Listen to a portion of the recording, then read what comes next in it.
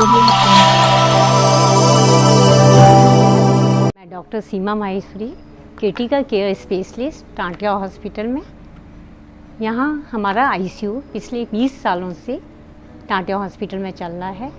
ICU यानी कि intensive care unit, सघन चिकित्सा केंद्र, जहाँ पे सभी सीरियस मरीज़ का इलाज होता है।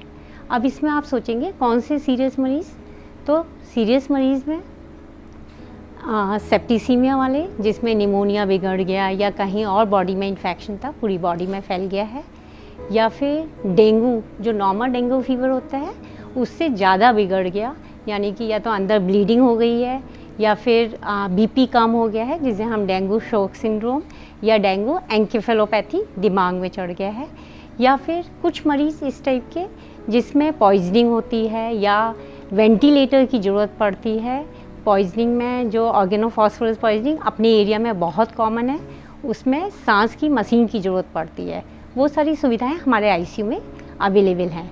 हमारे यहाँ वेंटिलेटर दोनों तरह के हैं, इन्वेजिव, नॉन इन्वेजिव, यानी कि कुछ में ज़रूरत पड़ती है सिर्फ मास्क वाला, उसमें हम बिना ट्यूब डाले मास्क से वेंटिलेट करते हैं, और कुछ में हमें ट्यूब डाल के फिर सांस की मशीन का सपोर्ट देना पड़ता है।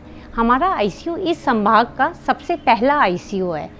जब गंगानगर में कोई भी इस तरह की सुविधाएं नहीं थी, तब हम लोगों ने इसको स्टार्ट किया था।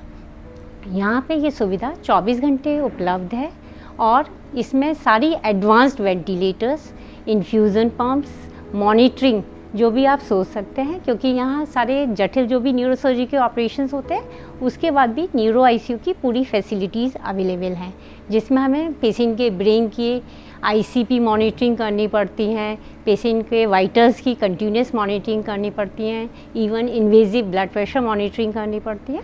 वो सुविधाएं यहाँ उपलब्ध है। और हमारे आईसीयू में अभी तक 20 साल इसे शुरू हुए हैं और बहुत ही अच्छा आउटपुट रहता है।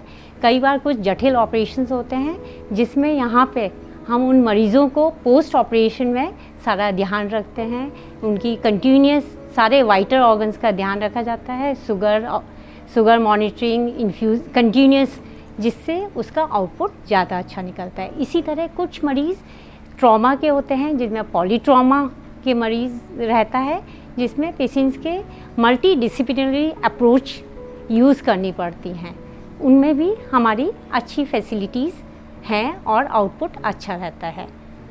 इस तरह आप आईसीयू में जो भी चीज़ें आप सोच सकते हैं, एबीजी मॉनिटरिंग, इन्फ्यूज़न्स एंड अदर्स, सब कुछ अवेलेबल हैं हमारे आईसीयू में, और अच्छा आउटपुट का रिज़ल्ट रहता है।